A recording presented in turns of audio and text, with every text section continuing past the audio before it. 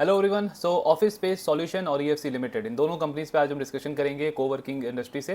पहले टारगेट सिर्फ ईएफसी का था, लेकिन आपने काफ़ी रिक्वेस्ट किया ऑफिस के ऊपर, सो आई थॉट दोनों को एक ही वीडियो में डिस्कस कर लेते हैं। इनके Q2 के रिजल्ट, कॉन कॉल प्लस आगे की अपॉर्चुनिटी कैसी लगती है, इन सारी चीज़ों पर डिस्कशन करेंगे। सो ऑफिस से स्टार्ट करते हैं। सबसे पहले ऑफिस के Q2 के नंबर्स देखते हैं। तो टोटल सीट अगर हम देखें कंपनी के, तो 1,70,000 टोटल सीट्स है कंपनी के एज ऑफ Q2, जिसमें से ऑपरेशनल कैपेसिटी है कंपनी की 1,47,000 की, और इसमें 33% की ग्रोथ दिखती है हमको वाई लेवल पे। देन एक आपको स्ट्रेटेजी दिखेगा जो ऑफिस फॉलो कर रहा है, लेकिन बाकी कोवर्किंग कंपनीज अभी इतना एग्रेसिवली इस पे फोकस नहीं कर रही है। इनकी मैनेजमेंट का कहना है कि इंडिया की जो next leg of economic growth आएगी ना, $2 ट्रिलियन, $3 ट्रिलियन, $5 ट्रिलियन, ये आपकी टियर 2 सिटीज का इसमें बहुत बड़ा रोल रहेगा। और जितनी भी जीसीसीज इंडिया के अंदर एंटर होती जा रही है, जो मतलब उनका जो एक्सपेंशन है वो टियर 2 सिटीज पे जा रहा है। टैलेंट एक्विजिशन के लिए भी वो वहाँ फोकस कर रही है, ऑफिस वगैरह भी वो वहाँ पे सेटअप कर रही हैं। तो उसी को देखते हुए, उस ट्रेंड को देखते हुए ऑफिस ने पिछले 1.5-2 साल से ना टियर 2 सिटीज़ में बहुत ज़्यादा एक्सपेंशन अपना किया है। अगर आप देखोगे इस क्वार्टर में भी 28% से इन्होंने अपना प्रेजेंस इंक्रीज किया है टियर 2 सिटीज़ के अंदर। देन ऑक्यूपेंसी अगर हम देखें कंपनी का, तो 74%, 84% है उन सेंटर्स में जो एक साल से ज़्यादा पुराने हैं। बाकी ब्लेंडेड लेवल पे 74% की ऑक्यूपेंसी है, एंड ये लास्ट बहुत सारे क्वार्टर से इन्होंने मेंटेन करके रखा है। देन एक जो एडवांटेज है ऑफिस के पास में, वो आपको दिखेगा ये मल्टी सेंटर क्लाइंट वाला। 44% इनके जो क्लाइंट्स हैं ना, वो मतलब एक से ज़्यादा सेंटर में उन्होंने ऑफिस के साथ में अपना ऑफिस वगैरह सेटअप करके रखा है। ये एडवांटेज क्यों मिल रहा है ऑफिस को? बिकॉज इनको एक तरीके से नेटवर्क इफेक्ट का एडवांटेज है। नेटवर्क इफेक्ट का कैसे है? इंडिया के जितने भी टॉप सिटीज़ हैं ना, top tier 1 cities, metro cities, उन सारे सिटीज़ में ऑफिस के मल्टीपल सेंटर्स हैं। प्लस जो आपके इमर्जिंग सिटीज़ हैं, जैसे इंदौर हो गया, भोपाल हो गया, जहाँ पे मतलब डेवलपमेंट बहुत ज़्यादा अच्छा हो रहा है, बिजनेसेस वहाँ पे सेटअप होते जा रहे हैं, कंजम्पशन जहाँ पे अच्छा ग्रो कर रहा है, उन सिटीज़ में भी ऑफिस ने अपना सारे बड़े बड़े सिटीज़ में सेंटर वगैरह सेटअप करके रख लिया है। तो जितने भी नए क्लाइंट्स उन आपके टियर 2 सिटीज़ में एक्सपैंड करने को देख रहे हैं, ऑफिस एक उनका ना बाय डिफॉल्ट प्रेफर्ड चॉइस बन रहा है। बिकॉज ऑलरेडी आप मेट्रो सिटीज़ में, टियर 1 सिटीज़ में उनकी सर्विस वगैरह देख रहे हो, आपका एक्सपीरियंस अच्छा है उनके साथ में। तो जब कंपनीज उन टियर 2 सिटीज़ में भी एक्सपैंड करने को देख रही है अपने बिजनेस को, तो भी वो ऑफिस के साथ में वहाँ पे जा रहे हैं। इससे ऑफिस को एक ये एडवांटेज मिलता है कि आप एग्जिस्टिंग क्लाइंट का वॉलेट शेयर गेन कर रहे हो, प्लस जो नया क्लाइंट आ रहा है आपके पास में, एक तरीके का आपके पास में वो हो गया ना कस्टमर का टेस्टिमोनी, कि आप उसको दिखा सकते हो कि मेरे पास एग्जिस्टिंग बड़े बड़े क्लाइंट्स हैं जिन्होंने इतने सारे मल्टीपल सेंटर्स में हमारे साथ में ऑफिस ले रखा है। तो आपके पास में क्लाइंट एक्विजिशन ईजी हो जाता है, और भी जो अदर क्लाइंट्स हैं उनके साथ में भी आप ये सेम चीज रेप्लिकेट कर सकते हो। तो ये एक एडवांटेज है इनके पास में। देन इनका अगर हम डाइवर्सिफिकेशन देखें तो बहुत अच्छा बिल्डअप किया है इन्होंने। मतलब कंपनी किसी भी एक सेगमेंट पे फोकस नहीं कर रही है। आप देखोगे वैल्यू सेगमेंट पे भी फोकस कर रही है, प्लस जो एंटरप्राइज क्लाइंट्स हैं उन पे भी फोकस कर रही है। जैसे आप देखो 500 से ज़्यादा सीट्स वाले जो क्लाइंट्स हैं 34% है इनके पास में। लेकिन इसी के साथ में 1 से 50 सीट्स जो जिन्होंने ले रखी है, मतलब जो स्टार्टअप हो गया, कोई एसएमई बिजनेस हो गया, वो भी 21% है कंपनी के टोटल क्लाइंट बकेट में। तो डाइवर्सिफिकेशन बहुत अच्छा किया है इन्होंने। देन सेक्टर वाइज भी अगर हम देखें तो आई मीन वैसे नंबर में देख रहा है कि आईटी के ऊपर इनका ज़्यादा कॉन्सेंट्रेशन है, बट स्टिल मैनेजमेंट ने इस पे बार बार क्लैरिफिकेशन दिया है कि ये जो आईटी कंपनीज है ना, ये इंडिया फोकस्ड आईटी कंपनीज है। मतलब इनका एक्सपोजर यूएस की तरफ नहीं है, तो इनके बिजनेस पे, इनके रेवेन्यू पे ऐसी कोई अनसर्टेनिटी नहीं है, और इसीलिए ये नंबर हमको पिछले बहुत सारे क्वार्टर से काफी कांस्टेंट दिख रहा है, इसमें कोई ऐसा इंपैक्ट नहीं है। फिर ऑफिस की एक स्ट्रेटेजी है पिछले 1-1.5 साल से कंपनी फॉलो कर रही है कि वैल्यू सेगमेंट में तो हम प्रेजेंट हैं, मतलब को वर्किंग किसी को सर्विसेज चाहिए, फ्लेक्सिबल वर्किंग स्पेस किसी को चाहिए, वो तो हम ऑफर कर रहे हैं। बट जो आपकी जीसीसीज इंडिया में आते जा रहे हैं, एमएनसीज जिनको बड़े बड़े ऑफिसेज चाहिए, उसके लिए कंपनी ने 2 ब्रांड अपने बनाए हैं, ऑफिस गोल्ड और ऑफिस एलीट। अभी इनके 26 सेंटर्स हो गए हैं टोटल, एंड इसमें कंपनी धीरे धीरे अपना एक्सपेंशन बिल्ड करती जा रही है। देन नंबर्स वगैरह अगर हम देखें तो टॉप लाइन की ग्रोथ है कंपनी की 26% की Q2 के अंदर। एंड आई थिंक जब से कंपनी लिस्ट हुई है, एक तरीके से आप बोल सकते हो ये सबसे हल्का क्वार्टर रहा है ऑफिस के लिए, अगर हम टॉप लाइन ग्रोथ के पर्सपेक्टिव से देखें। बिकॉज जनरली इस कंपनी की ग्रोथ 30, 35, 40% के बीच में रहती है। इस क्वार्टर में सिर्फ 26% की ग्रोथ है। इबिटा की ग्रोथ अच्छी है, मार्जिन एक्सपैंड हुए हैं वाई लेवल पे, 32% का इबिटा ग्रोथ है। पैट में सिर्फ 9% का ग्रोथ दिख रहा है। इनफैक्ट एक अगर आप इनका वो एक्सेप्शनल आइटम को एक्सक्लूड नहीं करोगे ना, तब तो आपको दिखेगा पैट ग्रोथ कंपनी का आधा हो गया है, मतलब नेट प्रॉफिट कंपनी का आधा हो गया लास्ट ईयर के कंपैरिजन में। सो बेसिकली लास्ट ईयर इन्होंने एक प्रॉपर्टी सेल करी थी, जिससे एक वन टाइम एक्सेप्शनल गेन आया था कंपनी को, तो उसको एडजस्ट करके आप देखोगे तो 9% का ग्रोथ है पैट में। बाकी फर्स्ट हाफ में ओवरऑल नंबर्स अच्छे हैं, 28% की ग्रोथ है, इबिटा भी 44% से ग्रो हुआ है, पैट में भी 49% की ग्रोथ है। अभी जो Q2 में रेवेन्यू स्लो हुआ है ना कंपनी का, उसमें मेन रोल है इनके ये डिजाइन एंड बिल्ड वाले बिजनेस का। बिकॉज जो मेन कोवर्किंग का बिजनेस है उसमें तो मोर देन 30% की ग्रोथ है, लेकिन डीएनबी वाला बिजनेस आपका वाई फ्लैट रहा है। इसमें ग्रोथ ही देखने को नहीं मिली है। क्वार्टर ऑन क्वार्टर जरूर इसमें 19-20% की ग्रोथ आई है, लेकिन अगर आप वाई वाई देखोगे तो इसमें कुछ खास ग्रोथ देखने को मिला नहीं है। लेकिन इसमें कुछ ऐसा कंसर्न वाला पार्ट नहीं है। मैनेजमेंट का कहना है कि ये सीजनल बिजनेस होता है। डिजाइन एंड बिल्ड में क्या होता है कि आपको किसी क्वार्टर में ऑर्डर मिला, एक क्वार्टर में आपने उसको एग्जीक्यूट किया, तो एक क्वार्टर में सडनली आपको दिखेगा नंबर बहुत बढ़ गया रेवेन्यू का, प्रॉफिट का। लेकिन फिर किसी क्वार्टर में आप ऑर्डर एग्जीक्यूट करने के प्रोसेस में हो, अभी तक वो एग्जीक्यूट हुआ नहीं है, रेवेन्यू रिकॉग्नाइज हुआ नहीं है, तो उस क्वार्टर में आपको रेवेन्यू का नंबर स्लो दिखेगा। तो वो एक सीजनैलिटी का पार्ट है। मतलब कंपनी कह रही है कि ओवरऑल बिजनेस ट्रैक है, गाइडेंस हमने मेंटेन रखा है, जस्ट एक क्वार्टर का थोड़ा सा मतलब ऑर्डर एग्जीक्यूशन में थोड़ा सा प्रॉब्लम होता है, इसीलिए आपको रेवेन्यू वाई वाई लेवल पे फ्लैट दिखा है। लेकिन क्वार्टर ऑन क्वार्टर इसमें भी 19% की ग्रोथ है। तो ये ओवरऑल नंबर्स हैं ऑफिस के। मतलब एक आप बोल सकते हो कि थोड़ा सा वो लगता है कि ग्रोथ स्लो हुई है कंपनी की पहले के क्वार्टर्स में, लेकिन मैनेजमेंट ने इस पर मतलब क्लियर किया है कि ऐसा कोई स्लो डाउन नहीं है, जस्ट एक क्वार्टर का सीजनैलिटी है, बाकी पूरे साल के लिए गाइडेंस वगैरह इन्होंने मेंटेन रखा है। कुछ इंपॉर्टेंट चीजें जो है इनकी कॉन कॉल की उसको डिस्कस कर लेते हैं। तो जैसे हमने डिस्कस किया, ये कंपनी जो है वो वैल्यू चेन में आगे की तरफ मूव कर रही है। मतलब मेन फोकस तो रहेगा वैल्यू वाले सेगमेंट पे, को वर्किंग वाले सेगमेंट के, लेकिन उसके अलावा कंपनियां प्रीमियम सेगमेंट की तरफ फोकस कर रही है। इसीलिए इनकी एसेट क्वालिटी जब आप देखोगे, एसेट क्वालिटी मतलब वो बैंक वाली नहीं, इनके जो सेंटर्स हैं उसकी क्वालिटी अगर आप देखोगे तो फ्रेश जितने भी नए सेंटर्स इन्होंने बिल्ड करे हैं ना, वो 100% ग्रेड ए बिल्डिंग के अंदर किया है। और उसमें भी 70% जो इन्होंने सेंटर्स नए बिल्ड करे हैं वो है आपका ग्रेड ए प्लस बिल्डिंग के अंदर, मतलब जिसकी लोकेलिटी अच्छा है, इंफ्रास्ट्रक्चर अच्छा है। क्यों ऐसा कर रही है कंपनी? बिकॉज आप वो जीसीसीज को केटर कर रहे हो, एमएनसीज को केटर कर रहे हो, तो उनको वो चाहिए कि पूरा एक प्राइवेट स्पेस होना चाहिए, अच्छी जगह पे होना चाहिए। मतलब उनको वो कोवर्किंग वाला मॉडल नहीं चाहिए, आप एंटरप्राइज सेगमेंट को केटर कर रहे हो। तो इसीलिए कंपनी ने एसेट क्वालिटी का मिक्स जो है इनका वो थोड़ा सा और हायर ग्रेड बिल्डिंग की तरफ गया है। देन इन्होंने एक नया स्ट्रेटेजिक डिसीजन लिया है। सो इनका वो जो डिजाइन एंड बिल्ड वाला बिजनेस है ना, उसको कंपनी एक अलग सेपरेट एंटिटी क्रिएट कर रही है, एक सब्सिडरी बना रही है उसकी। अभी तक वो ऑफिस के लीजिंग वर्टिकल के अंदर ही ऑपरेट करता था, अब उसको एक अलग कंपनी उसकी क्रिएट कर रही है।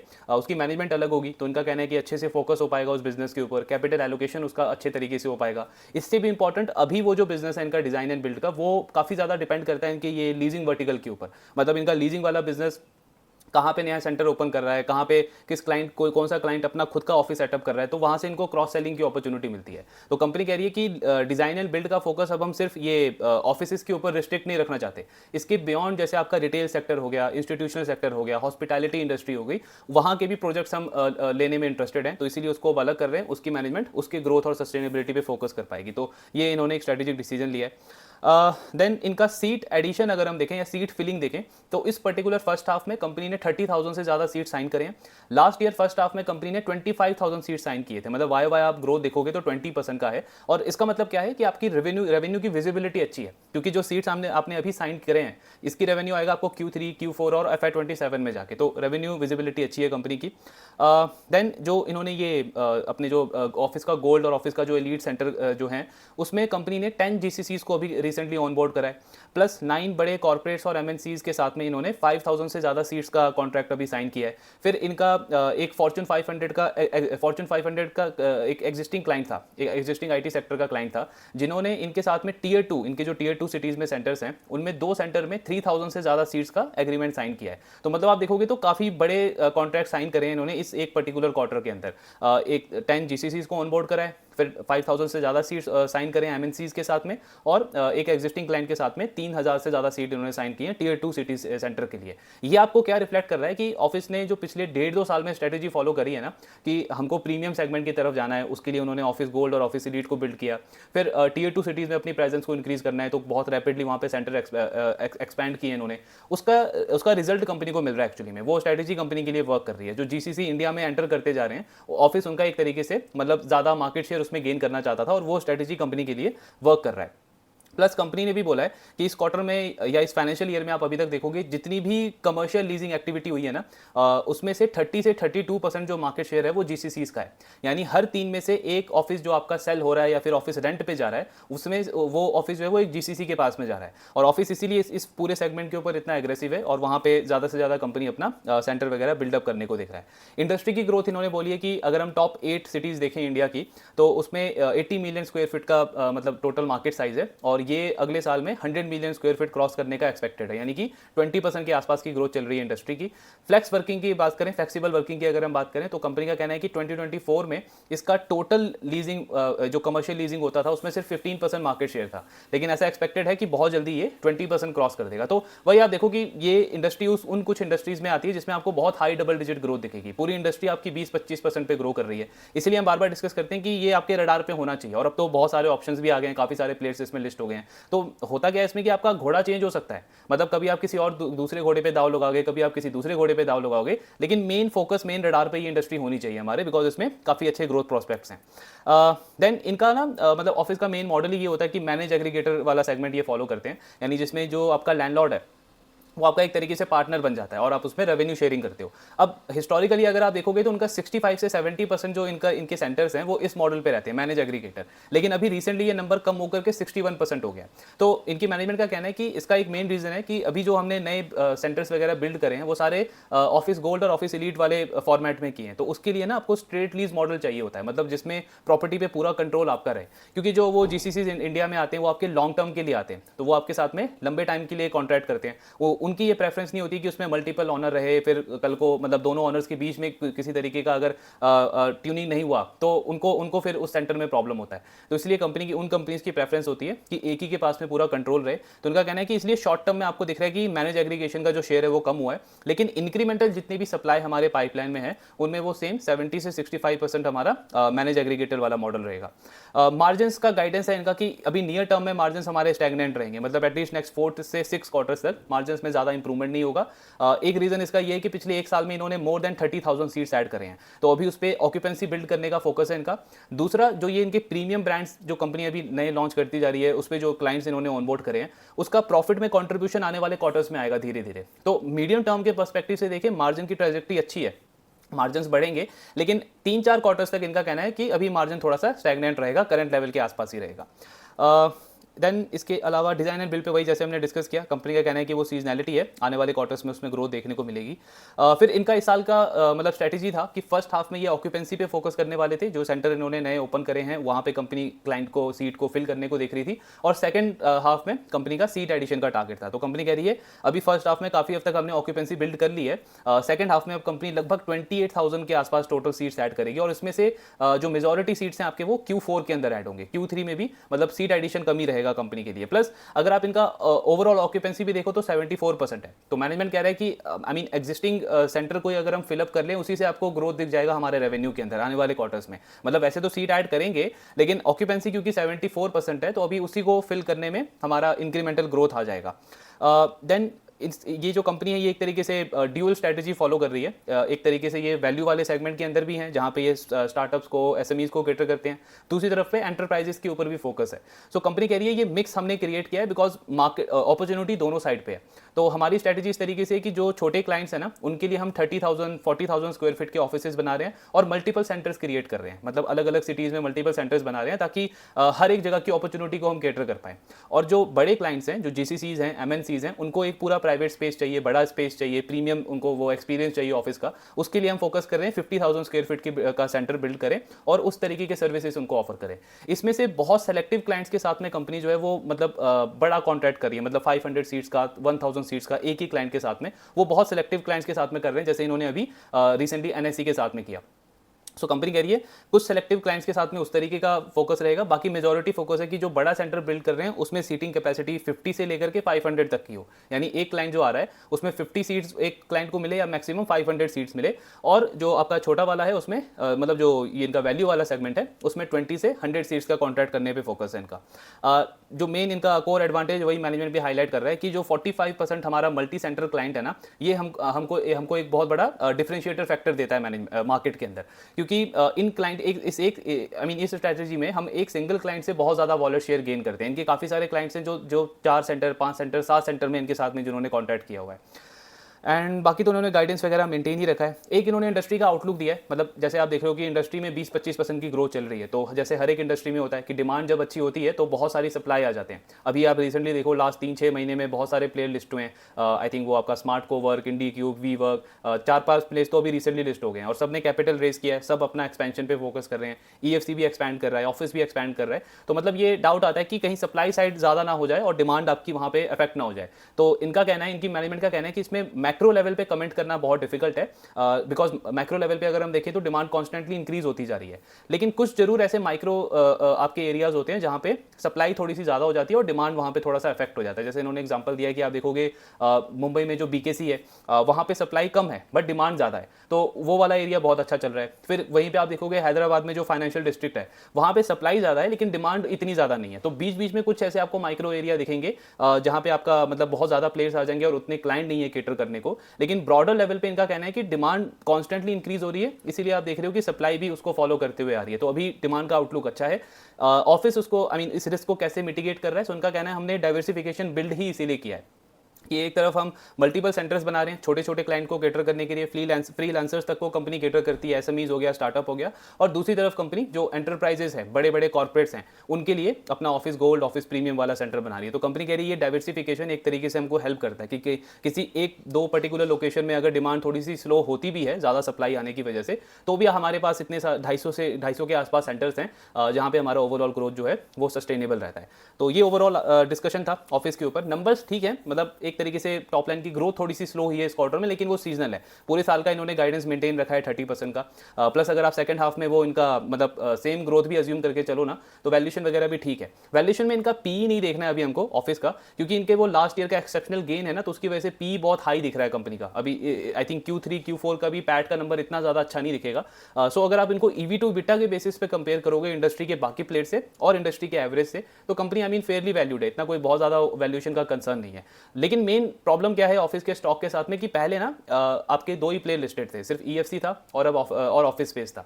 अभी पिछले 6 महीने के अंदर ऑलमोस्ट 3 से 4 नए प्लेयर्स आ गए। तो एक जो वो टीना फैक्टर होता है ना, देयर इज नो अल्टरनेटिव, वो वाला फैक्टर अब नहीं है ऑफिस के पास में। और ऑफिस की परफॉर्मेंस बिल्कुल ऑलमोस्ट सिमिलर है जैसे बाकी के प्लेयर्स परफॉर्म कर रहे हैं, चाहे आप स्मार्ट कोवर्क को देखो, इंडी क्यूब को देखो। तो आई मीन पहले क्या था इन्वेस्टर्स को, मार्केट को, कि अगर किसी को ये कोवर्किंग की थीम प्ले करनी है तो या तो वो ऑफिस पे बैट करेगा या वो ईएफसी पे बैट करेगा। अब जिसको थोड़ा सा सेफर बैट करना है, मतलब आपको आपके पास में एक बड़ा प्लेयर है, इंडस्ट्री लीडर है, तो वो ऑफिस के पास जाता था।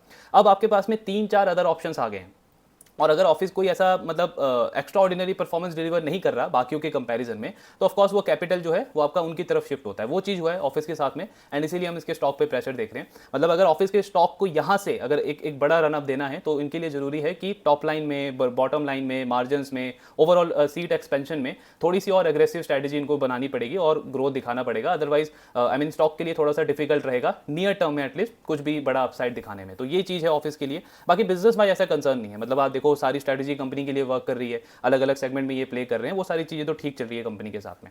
सो ये था डिस्कशन ऑफिस स्पेस के ऊपर। अब फोकस करते हैं दूसरे प्लेयर पे, ईएफसी लिमिटेड। सो ईएफसी लिमिटेड का लास्ट ईयर वो एक Q3 का एक वो एपिसोड हुआ था जहाँ पे इन्होंने एक सडन शॉक दिया था मार्केट को। उसके बाद से तो कंसिस्टेंटली हम देख रहे हैं हर एक क्वार्टर में कंपनी अच्छा परफॉर्म कर रहा है। इस क्वार्टर में भी आप देखोगे Q2 में बहुत अच्छी परफॉर्मेंस है। रेवेन्यू में 53% की ग्रोथ है कंपनी की। देन इबिटा 40% से इंक्रीज हुआ है। इबिटा ये बहुत क्वार्टर के बाद हम देख रहे हैं कि इनका रेवेन्यू के कंपैरिजन में लोअर रेट पे ग्रो किया है, लेकिन अगेन ऐसा कोई कंसर्न नहीं है, ओवरऑल ग्रोथ अच्छी है। पैट में 55% की ग्रोथ है कंपनी की। देन सेगमेंट वाइज अगर हम देखें तो लीजिंग बिजनेस 45% से ग्रो किया है। डिजाइन एंड बिल्ड इनका उसमें भी 44% की ग्रोथ है। फर्नीचर वाला बिजनेस लास्ट ईयर नहीं था, लेकिन लास्ट क्वार्टर से अगर आप देखोगे तो लगभग 20% की ग्रोथ है। 14 करोड़ का रेवेन्यू आया है फर्नीचर वाले बिजनेस से। रेवेन्यू सेगमेंट अगर हम देखें कंपनी का तो 50% रेवेन्यू इनका लीजिंग वाले बिजनेस से आता है, कोवर्किंग वाले बिजनेस से, और बाकी डिजाइन एंड बिल्ड आपका 44% कॉन्ट्रीब्यूट करता है। लेकिन प्रॉफिटेबिलिटी जब आप देखोगे ना तो लीजिंग बिजनेस उसमें 63% कॉन्ट्रीब्यूट करता है। प्रॉफिटेबिलिटी में इसका कॉन्ट्रीब्यूशन बहुत ज्यादा है, ये मेन कैश का बिजनेस है इस कंपनी के लिए। Then design and build 34% contribution है, और फर्नीचर आपका अभी जस्ट स्टार्ट ही हुआ है, लेकिन धीरे धीरे उसका कॉन्ट्रीब्यूशन इंक्रीज हो रहा है। ईएफसी की लिस्टिंग अब एनएसई पे हो गई है, तो पहले तो सिर्फ बीएसई पे लिस्टेड था, अब एनएसई पे लिस्टिंग है, तो मतलब एक तरीके से लिक्विडिटी और इंप्रूव हो गई स्टॉक की। देन इनका को वर्किंग का बिजनेस अगर हम देखें तो इसमें ये चीज़ तो कंपनी बहुत अच्छे से मेंटेन करके रखती है। मतलब इनकी मैनेजमेंट का बहुत स्ट्रिक्ट फोकस रहता है कि सीट एडिशन हमको तभी करना है अगर हम इस चीज़ के लिए श्योर हैं कि ऑक्यूपेंसी का नंबर हमारा नीचे नहीं जाएगा।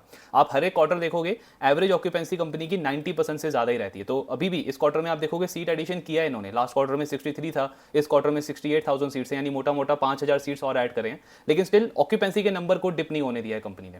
ऑफिस की स्ट्रैटेजी थोड़ी सी अलग है, मतलब वो लगभग 75-80% के बीच में ऑक्यूपेंसी मेंटेन रखते हैं और उसके साथ में सीट ऐड करती है कंपनी। ये कंपनी ऑक्यूपेंसी का 89 भी नहीं देखा मैंने किसी क्वार्टर में, इनकी एवरेज ऑक्यूपेंसी इसी के आसपास मेंटेन रहती है।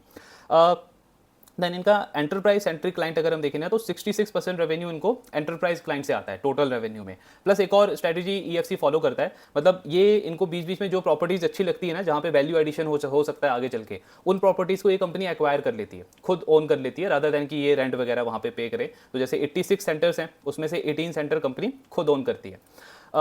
देन ये कुछ प्रॉपर्टीज़ हैं जो अभी रिसेंटली इन्होंने एक्वायर करे हैं। इनकी स्ट्रैटेजी रहती है कि जिस भी प्रॉपर्टी में हमारा जो इंटरेस्ट कॉस्ट है वो रेंटल कॉस्ट से कम हो सकता है, तो कंपनी मतलब उस प्रॉपर्टी को एक्वायर कर लेती है। ऑफकोर्स उसमें लोकेशन वगैरह अच्छी होनी चाहिए और कंपनी को मतलब ये कॉन्फिडेंट होना चाहिए कि आगे जाके उस प्रॉपर्टी का वैल्यू ऐड होगा। देन इंडस्ट्री का तो हमने ग्रोथ देखा ही है कि 20-25% की ग्रोथ एक्सपेक्टेड है पूरे इंडस्ट्री के अंदर। डिज़ाइन एंड बिल्ड वाला बिजनेस अगर हम इनका देखें तो उसमें 145 करोड़ का ऑर्डर बुक है कंपनी का Q2 के अंदर।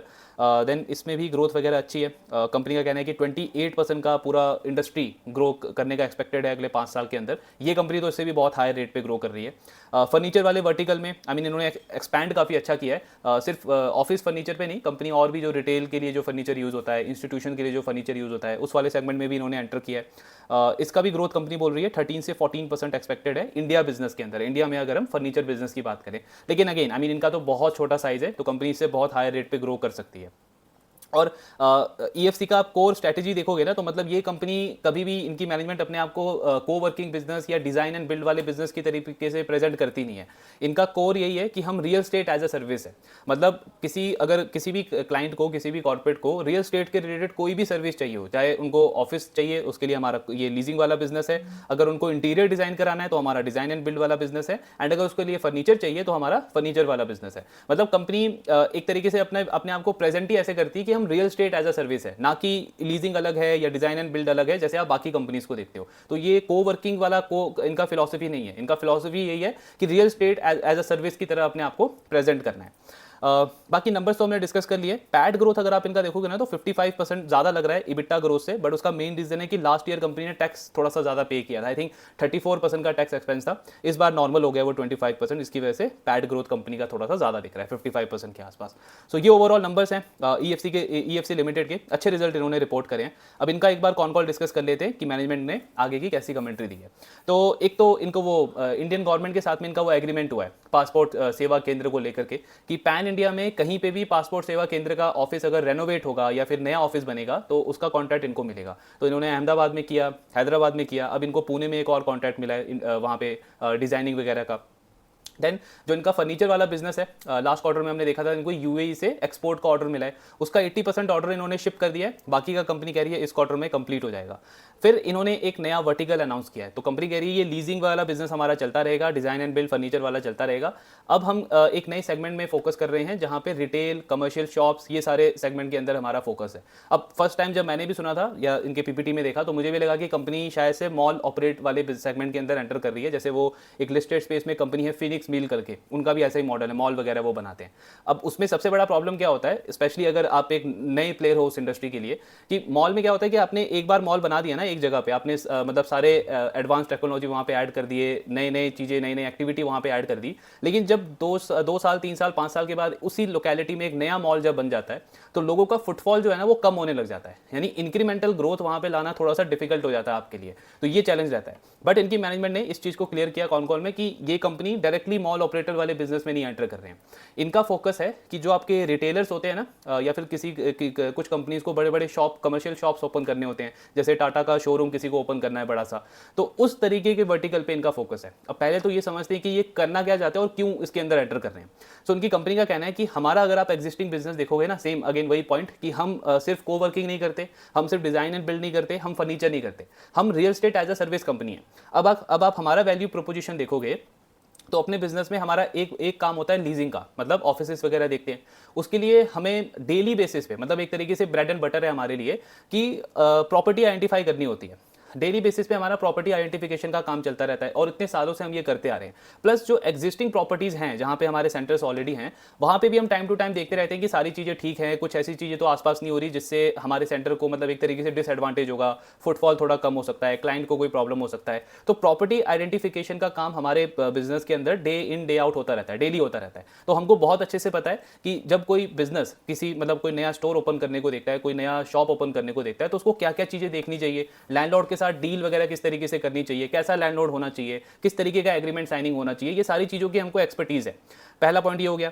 दूसरा कंपनी कह रही है कि हमारा जो दूसरा बिजनेस है डिज़ाइन एंड बिल्ड का, इंटीरियर का, सो अगेन अगर हम किसी क्लाइंट को हेल्प करते हैं कि प्रॉपर्टी आइडेंटिफाई करने में, जैसे किसी को अपना रिटेल आउटलेट ओपन करना है किसी नए एरिया में, तो एक तो ये एक्सपर्टीज कंपनी उनके साथ में शेयर कर सकती है, मतलब प्रॉपर्टी आइडेंटिफिकेशन वाला। दूसरा कंपनी कह रही है उनको इंटीरियर का काम होगा, तो हमारा डिज़ाइन एंड बिल्ड वाला बिजनेस वहाँ पे हेल्प कर सकता है। फिर उसमें फर्नीचर का भी काम होगा, तो हमारा फर्नीचर वाला बिजनेस वहाँ पे आ सकता है। बेसिकली मैनेजमेंट क्या बोल रहा है कि ये तीनों बिजनेसेस ना इंटरलिंक्ड है हमारे लिए, और ये तीनों एक वैल्यू एडेड सर्विसेज हम दे सकते हैं दूसरे क्लाइंट्स को, दूसरे रिटेलर्स को। अब इसमें ये कंपनी का फोकस वो छोटे रिटेलर्स पे नहीं है कि किसी ने छोटा सा फूड आउटलेट ओपन कर दिया QSR का, या कोई छोटा सा रिटेल का आउटलेट ओपन कर दिया, उस पे फोकस नहीं है।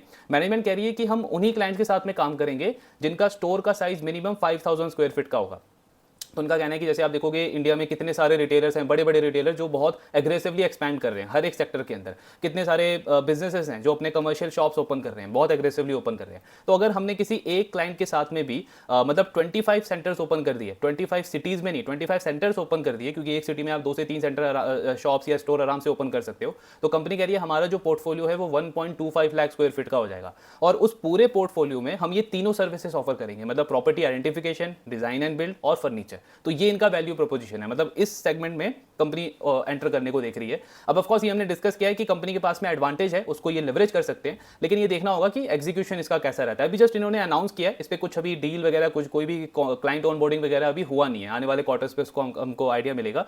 बट हाँ, सुनने में इंटरेस्टिंग लग रहा है कि कंपनी इसमें एक्सप्लोर कर सकती है, बिकॉज ये तीनों चीजें डेली बेसिस पे कंपनी खुद अपने बिजनेस के अंदर मैनेज करती है, तो वो एक एडवांटेज है इनके पास में। देन सीट एडिशन की अगर हम बात करें तो मतलब जैसे हमने डिस्कस किया ना कि मैनेजमेंट इस चीज़ पे बहुत कोर फोकस करता है कि सीट एडिशन बाद में करना है, ऑक्यूपेंसी के बारे में पहले सोचना है। तो वही इन्होंने कॉन्कॉल में भी बोला है कि ऐसा कोई स्पेसिफिक टारगेट नहीं है हमारा सीट एडिशन का, बट एक बॉल पार्क नंबर अगर हम लेके चलें तो नेक्स्ट 2 से 3 ईयर्स में 20,000 सीट हम एनुअली ऐड करने को देख रहे हैं, यानी कि हर एक क्वार्टर में 5,000 सीट। इस क्वार्टर में भी इन्होंने 5,000 के सीट्स 5,000 के आसपास टोटल सीट्स ऐड करे हैं, तो वही सीट एडिशन का टारगेट अगले 2-3 साल का। देन इनका डिज़ाइन एंड बिल्ड वाला अगर हम बिजनेस देखें तो लास्ट 1-2 साल में तो 70-80% से वो ग्रो कर रहा है। अभी इनका कहना है कि इस फाइनेंशियल ईयर में 450 करोड़ का ऑर्डर बुक आया हमारे पास में डिज़ाइन एंड बिल्ड बिजनेस का। तो पूरा एग्जीक्यूशन इस साल में नहीं होगा, अब FY27 में भी होगा। सो कंपनी कह रही है कि 50 से 60% का ग्रोथ तो हम बहुत आराम से देखते हैं अपने DNB वाले बिजनेस में, सिर्फ डिज़ाइन एंड बिल्ड वाले बिजनेस में, एटलीस्ट अगले 2-3 साल के अंदर। देन इसमें इस क्वार्टर में इनके मार्जिन जो थोड़े से कम हुए हैं ना, वो डिज़ाइन एंड बिल्ड वाले बिजनेस की वजह से हुए हैं। तो इन्होंने बेसिकली एनर्जी सेक्टर के लिए कॉन्ट्रैक्ट एग्जीक्यूट किया था इस क्वार्टर के अंदर। सो इनका कहना है उसके लिए कुछ स्पेसिफिक टूल रिक्वायरमेंट हमको लगा था, जिसकी वजह से मार्जिन थोड़े से कम हुए, लेकिन अदरवाइज नॉर्मल जो इसके मार्जिन है वो 25 से 26% के आसपास हैं। फिर इनका फर्नीचर वाला बिजनेस आता है, तो उसमें इन्होंने एक पेपर फ्राई करके ब्रांड है, आपने सुना होगा, मतलब वो ऑनलाइन ब्रांड है और उनके फिजिकल स्टोर्स भी हैं। तो इनकी एक और इनके प्रोमोटर की एक और कंपनी है TCC करके, तो TCC ने ना वो पेपर फ्राई को एक्वायर कर लिया है। अब कंपनी कह रही है उससे हमारे बिजनेस में बहुत ज़्यादा एडवांटेज है, क्योंकि उस एक्विजिशन से हुआ क्या है कि पेपर फ्राई के पास में मतलब ऑनलाइन प्रेजेंस तो था ही, प्लस उनका टेक वाला पार्ट बहुत स्ट्रॉन्ग था। जो उनके पास में ये बैक एंड सोर्सिंग थी, जहाँ से वो फर्नीचर वगैरह सोर्स करते थे, वो काफ़ी क्वालिटी वाला था। तो डे 1 से हमारे पास में क्या हुआ है, एक तो B2C का एक्सेस आ गया है, मतलब अभी फर्नीचर वाला बिजनेस ये B2B के थ्रू सेल करते थे। अब क्योंकि उनका ऑनलाइन प्रेजेंस काफ़ी स्ट्रॉन्ग था पेपर फ्राई का, तो कंपनी को डे 1 पे B2C का एक्सेस मिल गया, यानी कि डायरेक्टली क्लाइंट कस्टमर्स को भी ये सेल कर सकते हैं, कंज्यूमर रिटेल कस्टमर्स को भी सेल कर सकते हैं। दूसरे साइड पे इनका कहना है पेपर फ्राई की प्रेजेंस जो है, फिजिकल प्रेजेंस, वो इंडिया के ऑलमोस्ट सारे स्टेट्स में है, 26 से 28 स्टेट्स में। तो उस एक एक्विजिशन से डे 1 पे EFC का जो फर्नीचर वाला बिजनेस है उसको एक तरीके से पैन इंडिया प्रेजेंस मिल गया अपने प्रोडक्ट्स को सेल करने का, मार्केट करने का। तो कंपनी कह रही है कि ये बहुत अच्छी सिनर्जी हमारे लिए डेवलप हुई है। देन फर्नीचर बिजनेस का जैसे इन्होंने गाइडेंस दिया था, इस साल ये 40 से 45% का यूटिलाइजेशन उसका टारगेट कर रहे हैं। उसकी टोटल कैपेसिटी है 275 से 300 करोड़ की, मतलब रेवेन्यू टर्म्स में आप देखोगे तो 110 से 130 करोड़ का रेवेन्यू वो बिजनेस इनके लिए कर सकता है। अगले साल कंपनी 70 से 80% का उसका यूटिलाइजेशन प्लान कर रही है नेक्स्ट ईयर के लिए। प्लस मैनेजमेंट का कहना है उसमें मार्जिन हमारे मोर देन 30% हो सकते हैं, क्योंकि हम उसमें प्रीमियम फर्नीचर बनाते हैं अलग अलग वर्टिकल्स के लिए, अलग अलग सेगमेंट्स के लिए, तो मार्जिन उसमें काफ़ी अच्छे एक्सपेक्ट कर रही है कंपनी। देन एक और इनकी जो स्ट्रैटेजी चलती है प्रॉपर्टी को एक्वायर करने की, तो अभी इनके टोटल प्रॉपर्टीज में से 9% जो प्रॉपर्टीज हैं वो कंपनी ने खुद ओन की हैं, खुद एक्वायर करे हैं। इनका टारगेट है कि इस नंबर को 20% लेके जाना है, और बहुत आराम से उसको इंक्रीज कर सकते हैं, बिकॉज अगर आप इनका डेट टू इक्विटी देखोगे तो सिर्फ 0.4 है। प्लस ये कंपनी लीज रेंटल डिस्काउंटिंग करती है, मतलब इसमें इनको जो इंटरेस्ट कॉस्ट है वो काफ़ी कम पड़ता है। तो बेसिकली ये बैंक को बोलते हैं कि जो हमारा लीजिंग वाला बिजनेस है, इतने बड़े बड़े क्लाइंट्स हैं उसमें, जैसे हमने देखा कि एंटरप्राइज सेगमेंट से इनको ऑलमोस्ट 66% रेवेन्यू आता है, तो कंपनी वहाँ पे बैंक को शो करती है कि हमारे रेंटल इनकम की जो प्रेडिक्टेबिलिटी है वो काफ़ी स्ट्रॉन्ग है, कैश फ्लो की प्रेडिक्टेबिलिटी काफ़ी स्ट्रॉन्ग है। उसके बेसिस पे बैंक जो इनको इंटरेस्ट चार्ज करता है ना, वो काफ़ी कम इंटरेस्ट रेट चार्ज करता है, जैसे बजाज हाउसिंग भी करता है अपने बिजनेस के अंदर। तो कम इंटरेस्ट रेट पे इनको लोन मिल जाता है, एंड वहाँ से बैंक जो है अपना प्रॉपर्टी को एक्वायर कर लेता है, मतलब रेंटल कॉस्ट को आप एक तरीके से रिप्लेस कर देते हो इंटरेस्ट कॉस्ट से, तो कंपनी प्रॉपर्टी वहाँ पे ओन कर लेती है। प्लस इनका कैश पोजीशन भी काफ़ी स्ट्रॉन्ग है, मतलब इनका कहना है अगर आप EMI टू कैश वाला रेशियो देखोगे ना, कि अगर मुझे 1 रुपये की EMI पे करनी है 1 महीने के अंदर, उसके अगेंस्ट में मेरे पास में 2.5 रुपये का कैश फ्लो आता है मेरे रेंटल इनकम से, तो मतलब लेवरेज पोजीशन काफ़ी स्ट्रॉन्ग है, मैं और डेट अपना इंक्रीज कर सकता हूँ। देन इनका, हाँ, अगर आप इनके मार्जिन देखोगे लीजिंग बिजनेस के अंदर, तो वो काफ़ी अच्छे हैं इंडस्ट्री में बाकी प्लेयर से अगर हम उसको कंपेयर करें। सो मैनेजमेंट का कहना है उसके 3-4 मेन रीजंस हैं। सबसे पहला रीजन तो है कि हम रेवेन्यू शेयरिंग नहीं करते, मतलब प्रॉपर्टी जो है वो SL मॉडल पे जाता है, एसएल मतलब आपका स्ट्रेट लीज मॉडल पे जाता है। तो रेवेन्यू शेयरिंग नहीं करने से क्या होता है कि जब हम प्रॉपर्टी को एक्वायर करते हैं तो रेंट जो लैंडलॉर्ड होता है उससे पूरा उस पर फिट आउट करवा लेते हैं, वो वाला मार्जिन आ जाता है हमारे डिजाइन एंड बिल्ड वाले बिजनेस के अंदर। और क्योंकि मतलब एक तरीके से आपका रेवेन्यू शेयरिंग में आपके मार्जिन कम हो जाते हैं, आपको प्रॉफिट शेयरिंग करनी पड़ती है, तो जैसे हमारा ऑक्यूपेंसी बिल्डअप हो जाता है ना, तो हमारा वो रेंटल कॉस्ट तो फिक्स कॉस्ट है एक तरीके का, तो हमारा मार्जिन उसमें अच्छा बनने लग जाता है। दूसरा, कंपनी कह रही है कि हमारा जो इंटीग्रेटेड मॉडल है वो भी हमको हेल्प करता है ज्यादा मार्जिन बनाने में, क्योंकि जनरली क्या करना पड़ता है बाकी को वर्किंग प्लेयर्स को, कि वो दूसरे वेंडर्स को देती है इंटीरियर फिट आउट का काम, फर्नीचर फिर उनको बाहर से आउटसोर्स करना पड़ता है, तो वो लोग भी उनके मार्जिन को बीच में से मतलब एक तरीके से खा जाते हैं उनके मार्जिन। लेकिन हमारे बिजनेस में क्या है कि जहां भी सेंटर लिया है, डिजाइन एंड बिल्ड का काम हमारी टीम करेगी, फर्नीचर का काम हमारी बिजनेस से आएगा, तो बीच का जो मार्जिन है ना वो आपका एक तरीके से लॉस नहीं होता है, आप मार्जिन को रिटेन कर लेते हो।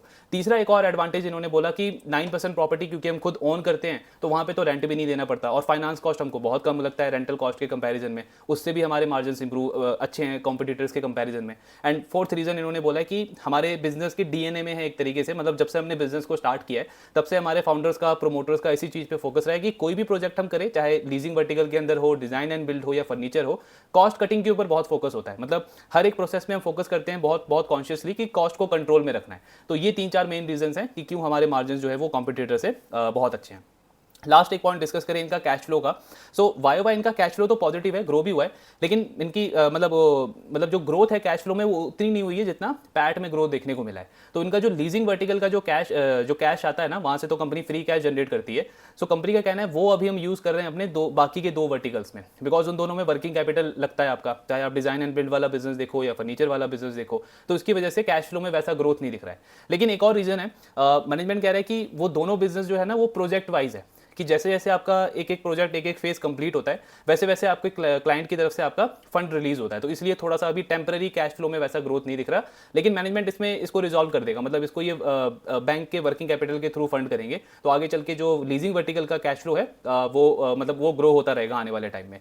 सो ये ओवरऑल कॉल था कंपनी का। नंबर्स तो बहुत अच्छे हैं, गाइडेंस वगैरह इन्होंने एक्जैक्टली नहीं दिया रेवेन्यू का, लेकिन डिजाइन एंड बिल्ड पे 50-60% का ग्रोथ एक्सपेक्टेड है। 110 से 130 करोड़ का रेवेन्यू आपका फर्नीचर वाला बिजनेस कर देगा, प्लस जो इनका लीजिंग वर्टिकल है उसमें भी कंपनी लगभग 10,000 के आसपास तो और सीट ऐड करेगी FY26 के अंदर। तो मतलब आप बहुत कंजर्वेटिव अजम्पशन भी लेके चलोगे ना, तो भी 30% की ग्रोथ बनती है कंपनी की सेकंड हाफ के अंदर। फर्स्ट हाफ में आपने ऑलरेडी 77% से ग्रो किया है, सेकंड हाफ में 30% का ग्रोथ, मतलब आपका फुल ईयर का जो रेवेन्यू है वो बहुत आराम से 1000 करोड़ बन सकता है। पहले जब हमने एस्टिमेट लिया था तब 900 करोड़ का बन रहा था, लेकिन फर्स्ट क्वार्टर में भी रेवेन्यू आपका मोर देन 100% हो गया। सेकंड क्वार्टर में मोर देन 50% की ग्रोथ देखने को मिली, तो उसकी वजह से आई मीन 1000 करोड़ का रेवेन्यू कंपनी आराम से रिपोर्ट कर सकती है। इबिट्टा मार्जिन फर्स्ट हाफ में बहुत ज़्यादा है, सेकंड हाफ में अगेन आप कंजर्वेटिव एस्टिमेट लोगे फिर भी आपका लगभग 200 करोड़ के आसपास का इबिट्टा बनता है। तो ईवी टू इबिट्टा भी अगर मैं इसका कंपेयर करूँ वैल्यूएशन के पर्सपेक्टिव से तो भी वो बहुत अंडर वैल्यूड है, 9.5 के आसपास है। ऑफिस से भी अंडर वैल्यूड है प्लस इंडस्ट्री से भी अंडर वैल्यूड है। और अगर आप पी देखने जाओगे फॉरवर्ड पी, तो आई मीन अगर कंपनी लगभग 200 करोड़ का भी पैट करती है, वैसे जनरली इन कंपनीज के लिए H2 अच्छा होता है H1 के कंपैरिजन में, फिर भी अगर हम कंजर्वेटिव एस्टिमेट लेके चले कि 100 करोड़ के आसपास ही पैट आता है आपका सेकंड हाफ में, तो भी आपका 200 करोड़ का पैट हुआ और फॉरवर्ड पी हो जाता है आपका 15 का, 15 का फॉरवर्ड पी। पैग रेशियो देखने जाओगे तो आपको मतलब और भी ज़्यादा अंडर वैल्यूएशन दिखेगा, 0.3 0.4 के आसपास का पैग रेशियो है, बिकॉज लगभग 45% के आसपास की ग्रोथ है अर्निंग में लास्ट ईयर के कंपैरिजन में। सो मतलब वैल्यूएशन कंफर्ट तो है, ये तो हम काफ़ी टाइम से डिस्कस कर रहे हैं। बाकी ग्रोथ अच्छी है। और एक जो सबसे इंपॉर्टेंट चीज़ है कि आपके मल्टीपल प्लेयर्स जरूर आ गए इस इंडस्ट्री में लिस्टेड स्पेस के अंदर, लेकिन ईएफसी और ऑफिस में सबसे बड़ा गैप ये है कि ईएफसी का परफॉर्मेंस अभी भी सबसे बेस्ट है पूरी इंडस्ट्री में। ऑफिस अब बाकी कैटेगरी के अंदर आता है, मतलब जिस रेट पे बाकी प्लेयर परफॉर्म कर रहे हैं लगभग ऑफिस का भी वैसा ही परफॉर्मेंस है, तो इसलिए ऑफिस से वैसा मतलब पी री रेटिंग का या EV to EBITDA rerating का एक्सपेक्टेशन नियर फ्यूचर में एटलीस्ट नहीं है। ईएफसी के पास में वो दोनों चीजें हैं, वैल्यूएशन कंफर्ट भी है, पी भी, चाहे आप पी के बेसिस पे देखो या आप ईवी टू बिटा के बेसिस पे कंपेयर करो, और साथ में कंपनी की ग्रोथ, कंपनी के मार्जिन, प्रॉफिटेबिलिटी प्लस आगे का एक्सपेंशन प्लान, ये सारी चीजें अच्छी लगती हैं। सो ये था ओवरऑल डिस्कशन इन दोनों कंपनीज के ऊपर। बाकी आपके जो डाउट्स हैं शेयर करते रहिए। Thank you very much.